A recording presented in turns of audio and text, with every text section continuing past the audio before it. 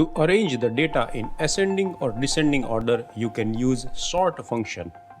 For this, move to the cell in which you want result and then press equal to, write sort, enter a bracket, select the data which you want to sort, enter a comma, type 1, again enter a comma, then write true, close the bracket and press enter. Data will be sorted. To sort the data in descending order, follow the same approach, but instead of true, write false. In this example, we discussed the approach of sorting data based on one column.